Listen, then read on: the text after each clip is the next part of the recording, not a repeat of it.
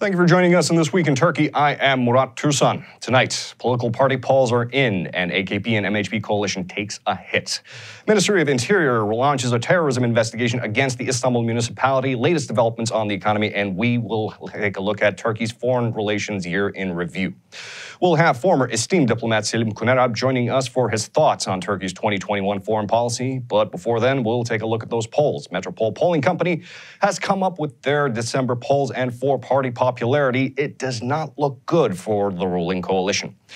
AKP and MHP combined are down by 4 points against the opposition coalition. Granted, 4 points is not enough to call an election a year and a half away out, but this only solidifies AKP's steady fall in the polls, not to mention MHP. That is only polling a hair above 5% on a good day.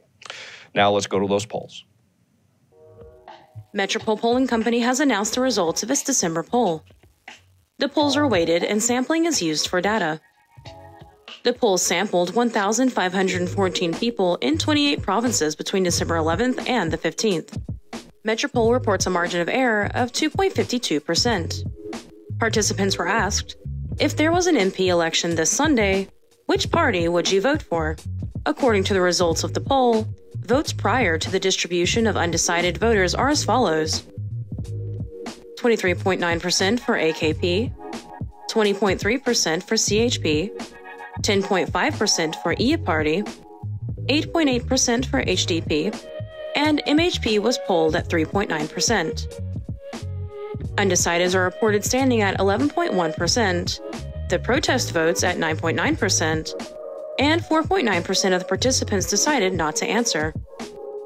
When the undecideds, protest votes, and no answers are distributed, the party's ratings are as follows: AKP at 32.3%, CHP at 27.4%, IA Party at 14.2%, HDP at 11.9%, and MHP at 5.3%. When the undecideds, protest votes, and no answers are distributed, the total vote of the National Alliance between CHP and IA Party was 41.6%. The Republican Alliance, which consists of the AKP and MHP, have 37.6% of the votes, meaning the National Alliance is polling 4 points above the Republican Alliance. And Interior Minister Süleyman Soylu launches an investigation into the Istanbul Metropolitan Municipality headed by CHP Mayor Ekrem İmamoğlu. The goal of the investigation is allegedly to investigate persons with ties to terrorist organizations. Minister Soylu denied allegations that this was politically motivated investigation against İmamoğlu, but was launched due to information that they came across by happenstance while investigating a different organization. But İmamoğlu doesn't appear to be buying it or taking it lying down. İmamoğlu fired back at the minister, saying that the Interior Minister apparently knows of people tied to terrorist organizations, but rather than to do anything about it, he's just telling the press about it. So he should resign. Of course, he didn't stop there. He also said that he should receive mental health counseling. Let's go to that story now. The Ministry of Interior announced that it has launched a special investigation into the Istanbul Metropolitan Municipality. Claims and complaints regarding people related to terrorist organizations being employed in the municipality were shown as the reason for the investigation. Minister of Interior Süleyman Soylu, talking to journalists, said that they have found out some information about the municipality while working on Religious Scholars Charity and Solidarity Association, as well as some tip-offs. We have no business with anybody's municipality. We have the business of counterterrorism. We have to keep Turkey on alarm. This is not a political matter, it's a matter of security. Ekrem İmamoğlu, mayor of Istanbul, joined by other mayors of metropolitan municipalities of the Republican People's Party in Ankara, talked to the press about the events. Am I an intelligence agency? Am I a judicial institution? In other words, the minister has identified these people, but sits on his hands and tells the press about it. And despite this, these people working in the Istanbul municipality right now? Well, the interior minister should resign immediately. The minister should resign immediately. This is not the first time the Istanbul Metropolitan Municipality has been accused by the Minister of Interior, Süleyman Soylu. 33,000 people have been employed, 12,000 have been looked at so far, and 577 of them were found to have a record with terrorist organizations, said the Minister of Interior on December 9th during the budget sessions in the Turkish Grand National Assembly. Ekrem İmamoğlu rigorously replied to Soylu the next day. Let independent medical institutions analyze the honorable minister whose mental state is seriously broken. Because if the person who's the head of Turkey's largely important institution is mentally like this, that means our archaic institution, the Ministry of Interior, is in danger.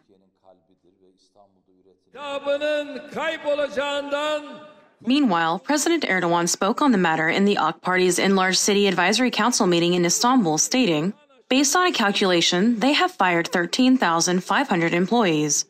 Based on another calculation, it is 15,000. Then, they have replaced those people with 45,000 new employees, some of which are related to terrorist organizations. He, Ekrem İmamoğlu, shamelessly sends me a letter saying there's no such thing. For once, this week's economy story doesn't start with the lira crashes again. Instead, it's lira gradually loses value. It's better than how we usually do, so let's not look a gift horse in the mouth. This week, after its miraculous recovery, the lira goes back up to 13 to $1. But the main story is the newly appointed Treasury and Finance Minister Nurettin Nebati reveals himself to be an interesting man. Nebati went on CNN's Turkish affiliate, known to be close to the ruling government, and put forth some very interesting theories. Namely, that the Fed is not an independent body, but is actually controlled by 5 families. No word if he actually means the 5 families in New York. But I have a feeling that we'll find out. Let's go to that story.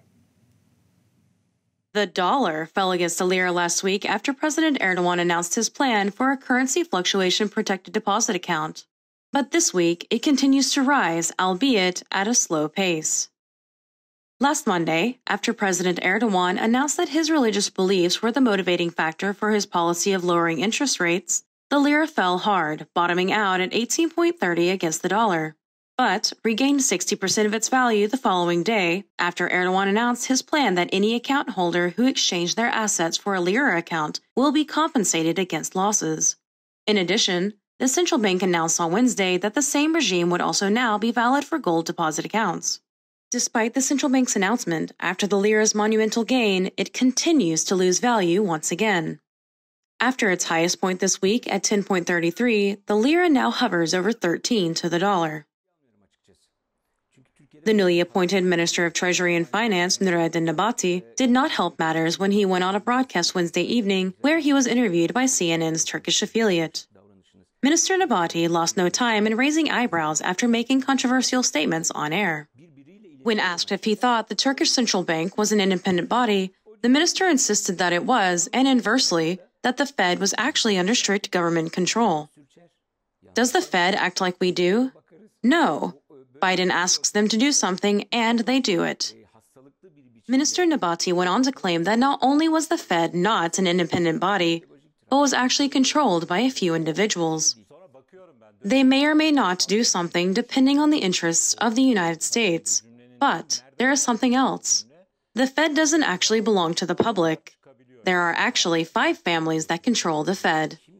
In the same interview, Minister Nebati also advised people to sue those on television or social media who advise the public to purchase foreign currency. If anyone says the dollar is going to rise, take measures, protect yourself. You should sue them. You should sue them. This came after this week's unprecedented development. The Turkish Banking Regulation and Supervision Agency, or BDDK, filed criminal complaints against 26 politicians and journalists. According to the BDDK, the 26 persons in question, who all uniformly criticized the government's currency fluctuation protection plan, violated the 64th article of the 5411th banking law, which reads, "A person may not intentionally generate or distribute fake news or information that may discredit or damage a bank's reputation or assets." As this is 2021's last show, we are doing a recap of Turkey's 2021 foreign relations. 2021 was an eventful year for virtually everyone, but Turkey in particular. Turkey has experienced paradigm shifts in foreign relations from virtually every front, some good, some not so good, some hard to say. We will have Mr. Kuner Alp to make sense of it all, but before that, let's do a recap of Turkey's 2021 foreign relations. 2021 was a highly eventful year for Turkey's foreign relations and geopolitical stance globally and in the region. This is a year in review.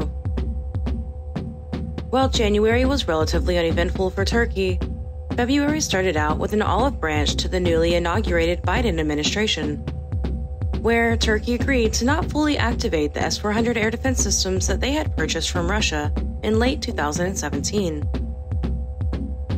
While in March, the relations between the Biden administration and Erdogan were still cold, as President Biden had yet to call President Erdogan.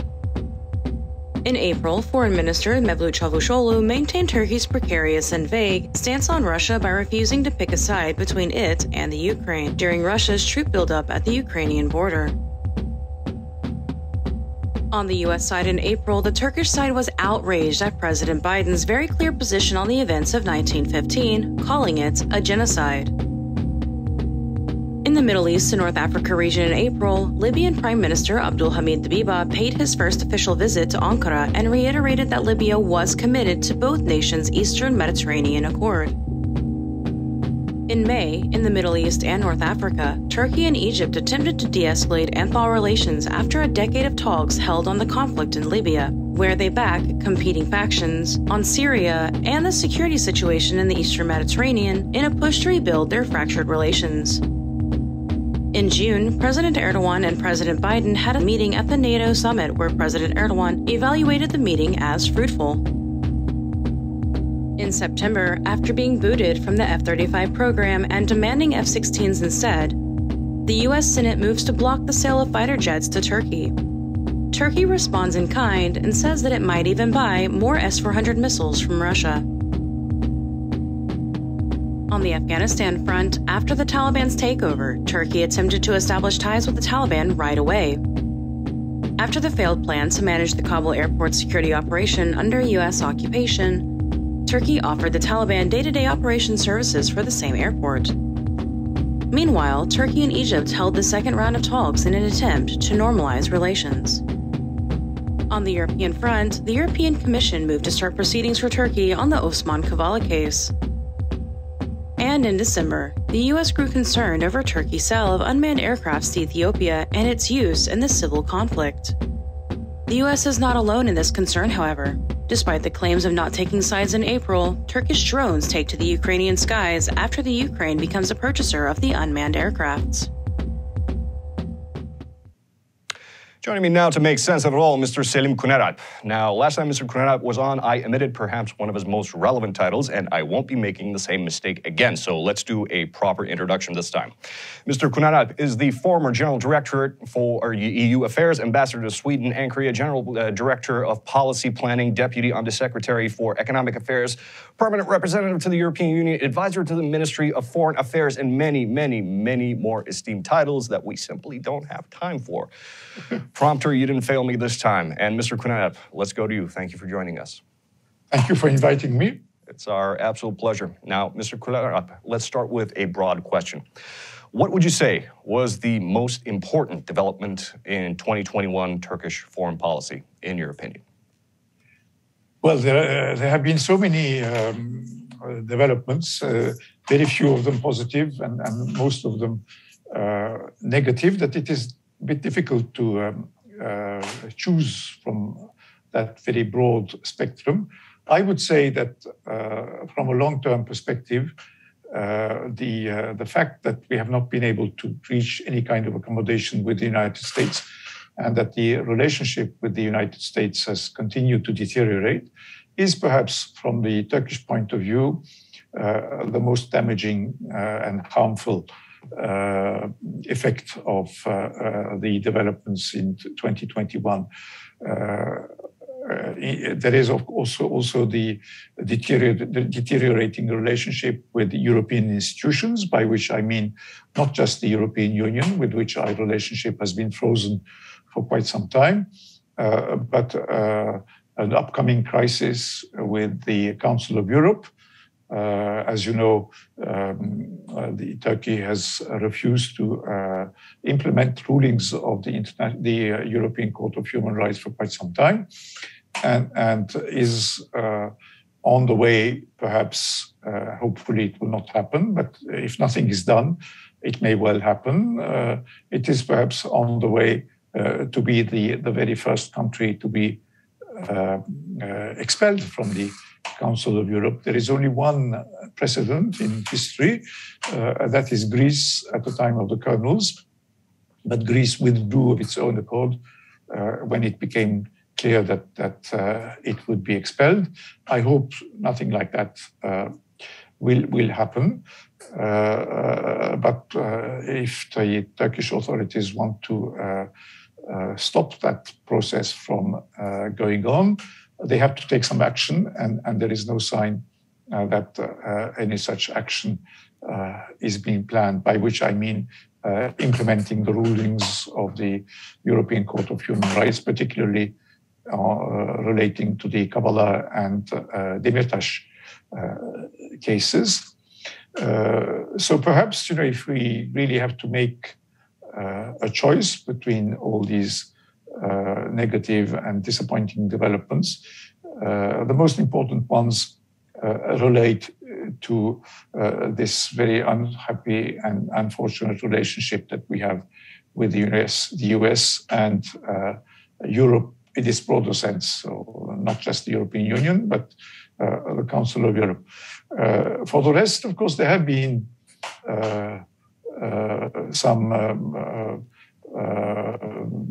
I would say perhaps negative developments in Turkey's immediate neighborhood. Syria is not looking well. Libya is not, at least Turkish interests in Libya do not seem to be so well in such a good course, let's say, such a positive course as they appeared to be a couple of years ago when Turkey first intervened in Libya. The relationship with countries like Egypt doesn't seem to have moved very much, despite some efforts made by Turkey, and similarly with Israel.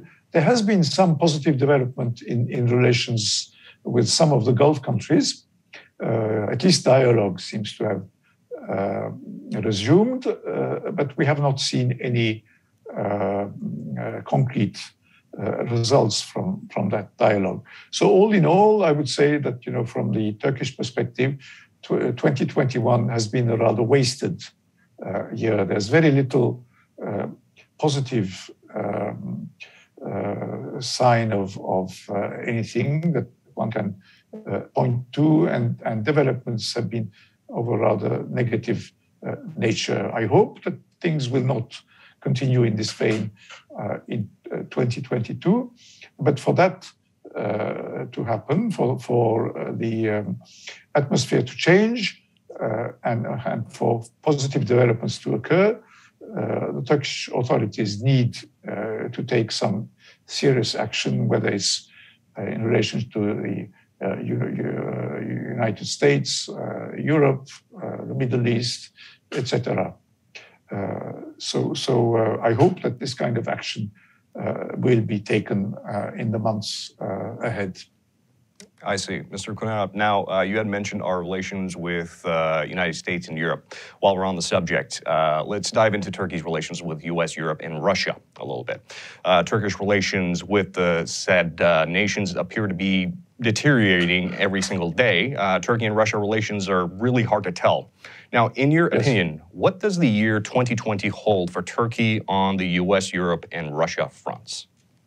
Well, I think that if we come back, to the relationship with the United States, there are a number of outstanding and very important issues, like the military cooperation, the F-35 and F-16 issue, which are linked to the purchase by Turkey of these Russian surface-to-air missiles, which the United States and indeed NATO considered to be damaging for the security of the Western alliance.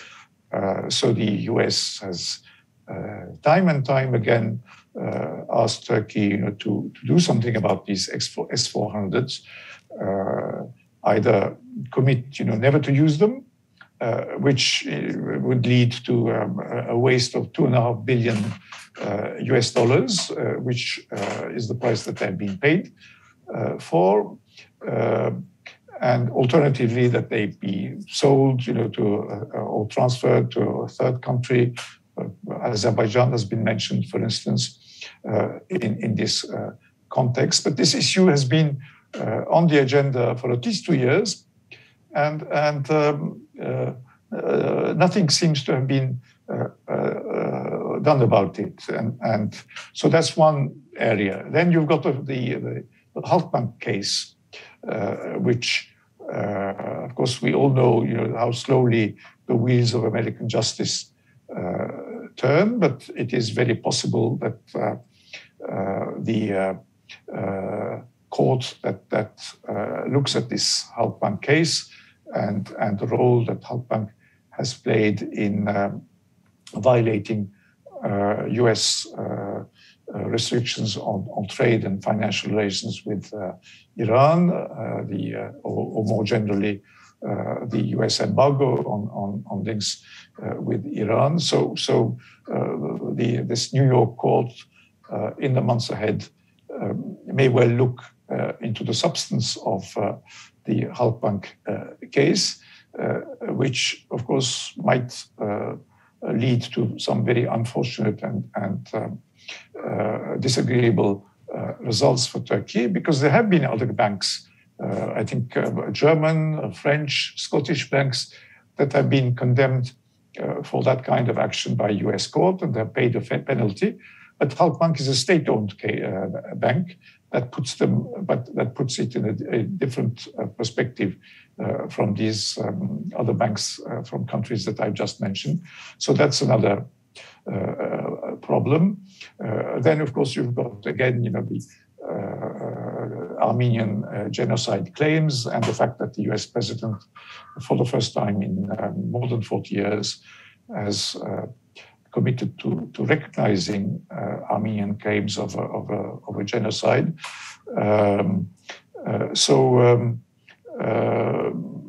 These are all important issues which form when you look at them as a kind of package, indicate how difficult it is for the relationship between Turkey and the United States to go back to normal. Of course, there are challenges in our region, and Russia, you mentioned Russia, the expectation of a crisis between Russia and Ukraine, though President Putin and President Biden have had a telephone conversation yesterday, where they made, as far as I can see, an attempt at diffusing the crisis, but they seem also to have exchanged threats.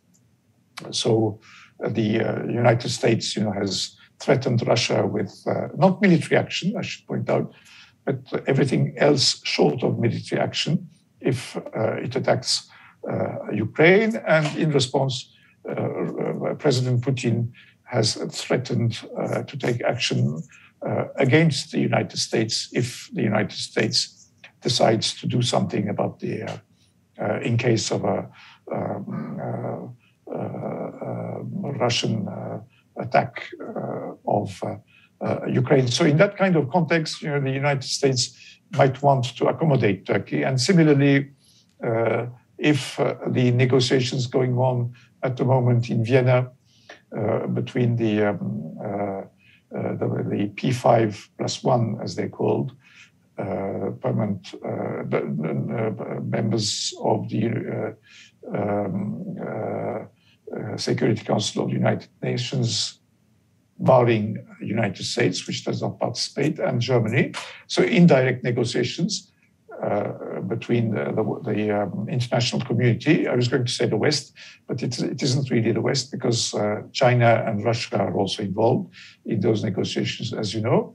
So unless these negotiations produce some kind of positive outcome, which is unlikely, the Americans might tighten the screws against Iran, in which case they might need Turkish support. But whether they can count on Turkish support in relations with Iran at the time, with the history that we have of the Haltman case and other alleged violations of the US embargo on Iran. So there is a very complicated constellation. But the fact is, I would say that in all of these areas, the main problem is that all the countries concerned, whether it's the United States, Europe, indeed Russia, they have lost confidence in the ability of the Turkish authorities to stick to a certain line. For instance, Russia is a country with which we have a very strong relationship of dependency relationship in energy. We're dependent on, I think, about 60% of our gas imports, maybe 30% of our oil imports. And if the Akkuyu nuclear power plant is ever completed, then we will be 100% dependent on Russia in nuclear energy. And at a time, when Turkey is distancing itself from Russia, we have from the West, sorry, at a time when Turkey is distancing itself from Russia, and sorry, I keep repeating myself, saying the wrong thing. Turkey is distancing itself from the West and turning towards Russia. And in such circumstances, instead of trying to accommodate Russia, it has managed to anger it by supplying these unmanned vehicles to Russia, to Ukraine, which Russia considers to be a threat to its interests and the stability of the northern Black Sea region. So there is a lack of consistency in what the authorities do. They manage to anger everybody at the same time, not just their existing and traditional partners, but also the new ones, such as Russia. And so there has to be a complete change, I think, in attitude, in approach, and there needs to be the adoption of a sort of a consistent vision in relation to the interests of Turkey in its broader neighborhood. Set some clear objectives of what the authorities want to do, and then take the action that is necessary to reach those objectives. But we don't see any of that happening. We haven't seen it for a number of years already, and there is no sign that anything like this is going to be done in 2022. So it's very difficult to see how things could be improved unless there is this very clear change of mentality, I would say. I see. Yes, angering and antagonizing definitely does sound like the Turkish handbook. Now, real quick, a final question, sir. In the final quarter of 2021, in perhaps an unexpected turn of events, Turkey actually started making nice, as opposed to making enemies. Now, we've entered a normalization process with Israel, as you mentioned, UAE, Egypt, attempts were made with Saudi Arabia, and even flights from Armenia to Turkey were started, which is rather monumental. So the question really is, why now? Why, after a decade of making enemies in West Asia and North Africa, why has Turkey decided to make friends? Well, I think that the authorities have reached the conclusion that Turkey is completely isolated, and they want to break from that isolation. Now, you've mentioned flights with Armenia, but of course, flights with Armenia existed for a long time now, charter flights. There was a Turkish airline, a private charter company that ran connections to between Istanbul and Yerevan. These connections were interrupted when that company went broke. So it wasn't a political decision, to stop the air link. It was a financial or commercial decision. And I'm not sure that they have actually started yet. There's talk of restarting them, but I haven't heard that, Turkish Airlines, for instance, has started flights to Yerevan or any other company. It may well happen, but it hasn't happened yet. As far as the Emirates, Egypt, and to a certain extent Israel are concerned, it is true that efforts have been made by the Turkish side, to come to some kind of arrangement with those countries. But there is very little transparency, of course, about what has been happening and what these contacts have led to. But I suspect that at least as far as Egypt is concerned, there must have been quite a high price that the Egyptian authorities have put to their Turkish counterparts, namely to do something about the Turkish presence, the presence in Turkey of the Muslim Brotherhood.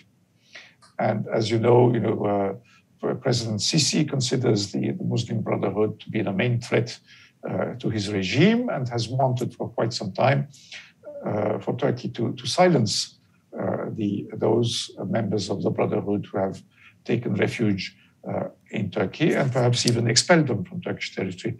I understand that some effort has been made to eliminate their access to the media. They had their own TV stations that probably broadcast via the internet or something, and those seem to have been silenced. But as far as the presence of the Muslim Brotherhood leadership in Turkey is concerned, I have not heard that they've been asked to leave the country. Again, there is very little transparency, at least in the Turkish media, about this. But that seems to be a price that Mr. Erdogan is not really ready to pay. And until that price has been paid, or at least some kind of accommodation is reached, it doesn't seem likely that there will be concrete progress in relations with Egypt, and to a certain extent also with Saudi Arabia and the Gulf countries, particularly, of course, the Emirates. So and the same goes, for every other country that we have mentioned.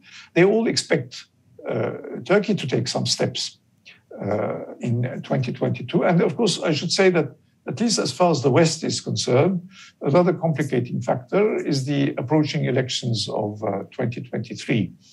And I sense that, at least in Europe and in the United States, there is a feeling of wait and see. Let's see what happens in these elections, which are only a year and a half away from now, at most.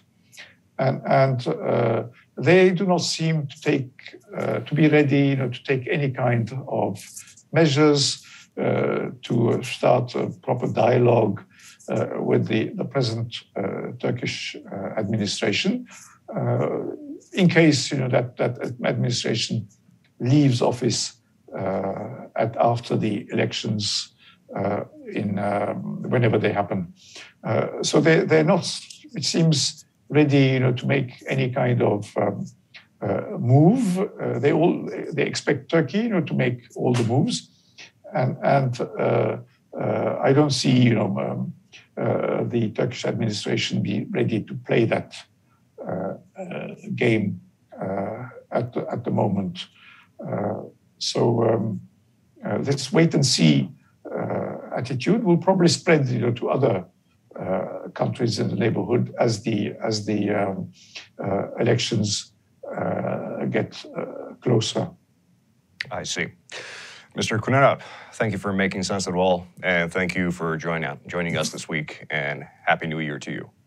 Thank you, and Happy New Year to you, Mr. Murat Bey. Thank you.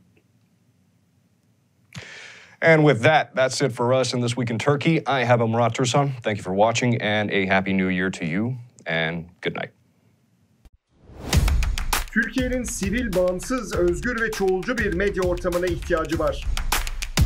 Medyascope 20 Ağustos 2015'te bu ihtiyacı karşılamak üzere yola çıktı. Ama yolumuz uzun. Bu yolculukta bize Patreon veya YouTube'un katıl butonu üzerinden katkıda bulunabilirsiniz. Destek verin, sizinle güçlenelim.